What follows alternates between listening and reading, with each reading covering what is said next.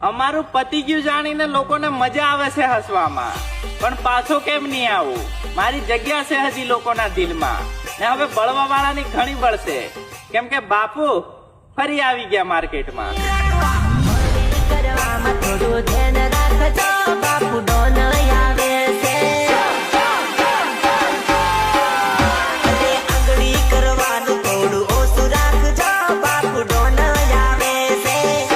અમારું પતી ગયું જાણીને લોકોને મજા આવે છે હસવામાં, પણ પાછો કેમ નહીં આવું?